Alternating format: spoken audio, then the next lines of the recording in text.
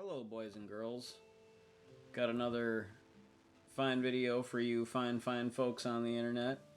Another album review, installment in the Matthew Buckley Talks music series. This time, we're looking at another sort of Latin-influenced, Latin-centric album. The 1972 self-titled album by Malo.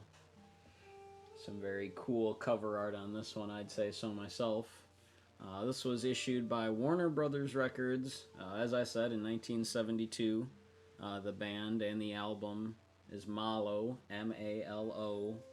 And it was first reissued in like six years later as a Japanese import, and got its first CD issue as a German import in 1990 by Linnea Records.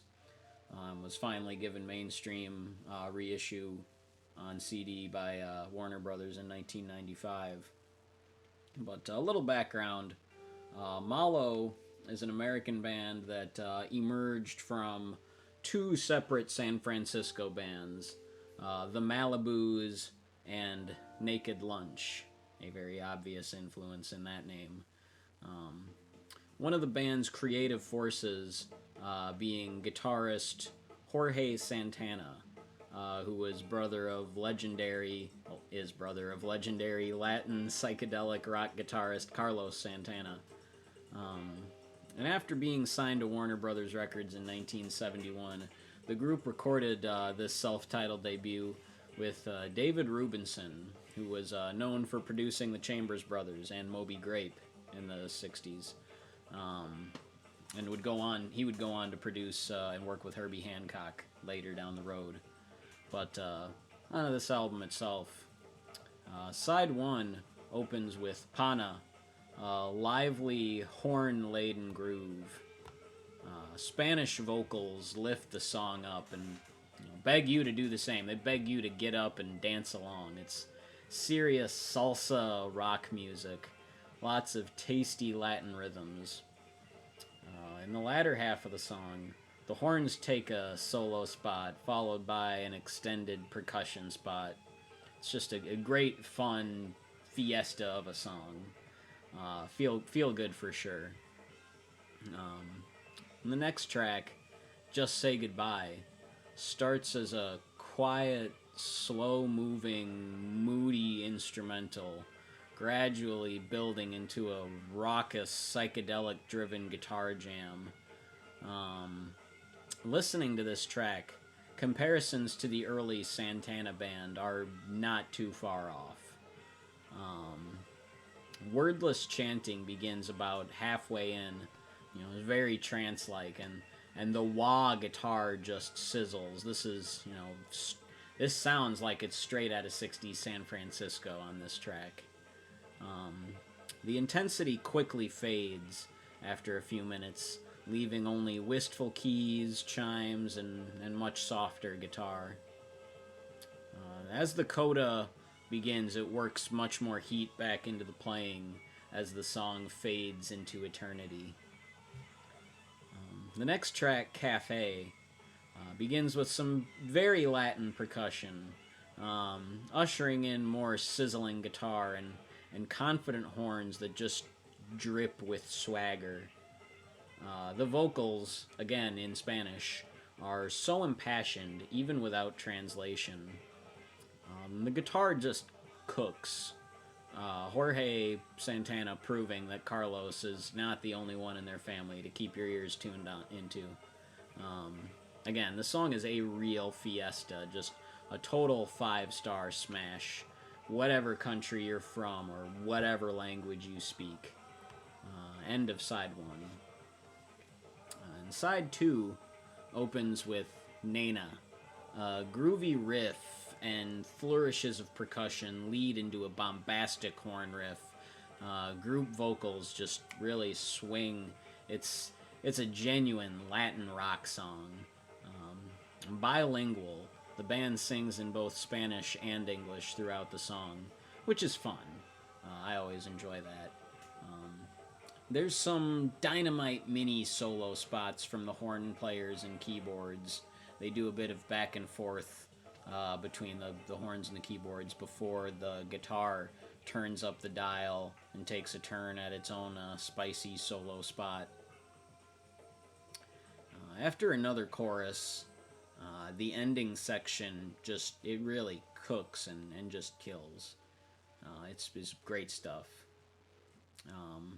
The next track, Salvecito, was the group's big hit single, charting at number 18 on the U.S. Billboard Hot 100, number 12 on the U.S. Cashbox Top 100, and number 8 on the U.S. Billboard Adult Contemporary chart. Listening to the song, it sounds like a hit single. A laid-back, exotic guitar ballad, perfect for the early 70s. Another bilingual song, aside from the chorus mostly in English, which probably helped airplay and chart performance in all honesty. Exotic hook, but, you gotta understand and relate to the verses. This song could almost be considered Latin yacht rock, dare I say. It's quite a concept. The guitar is much more restrained, and the band still swings, but it's much less like a wild fiesta for, everyone you know, and more a private fiesta for two. It's great stuff. And the last track, Peace, is the longest song on the album at over 9 minutes. It begins as an English hard rock number, reminiscent of late 60s, early 70s era The Who. A quieter section is ushered in by a solo trumpet, which proceeds to give way to a waltzy groove which ebbs and flows in intensity.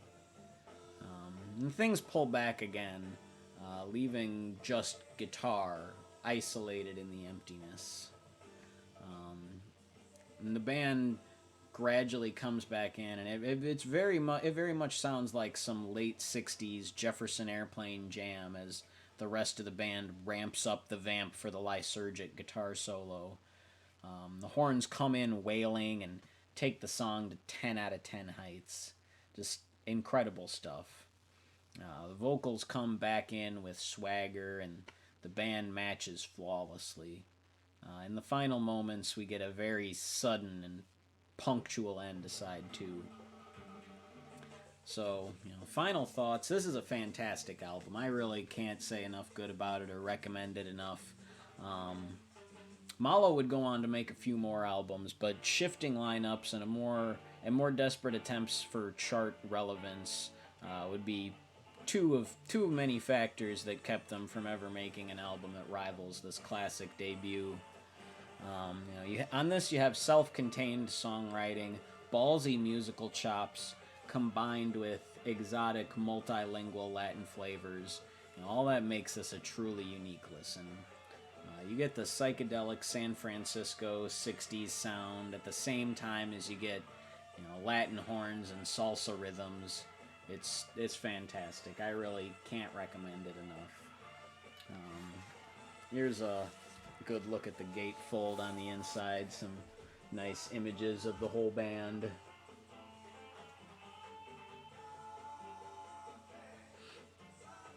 And then you also get another nice band portrait on the back. Kind of saturated in color. And there's a very cool logo there. Looks like some sort of lizard or dragon or something like that. And, another good look at the front cover. Looking at the back cover here, it's credits, front cover credits with Jesus Helguera. So I believe he would be the one behind this artwork.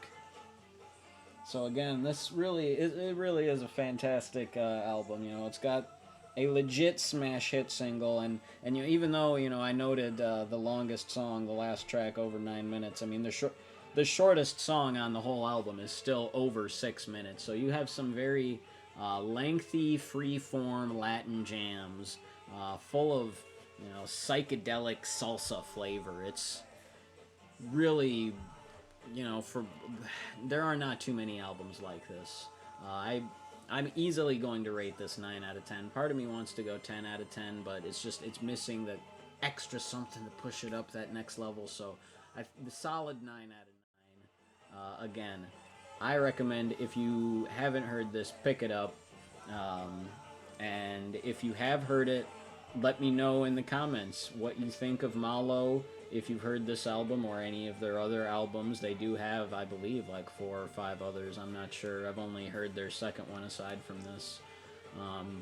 Yeah, let me know what you think of Malo if you're familiar, or just any Latin 70s Latin rock in general, or Latin even more contemporary or older Latin rock. Let's get a discussion flowing in the comments. I appreciate all the viewership. Thanks for tuning in, and keep your eyes peeled for further content. This has been Matthew Buckley Talks Music with Malo. Music is the best.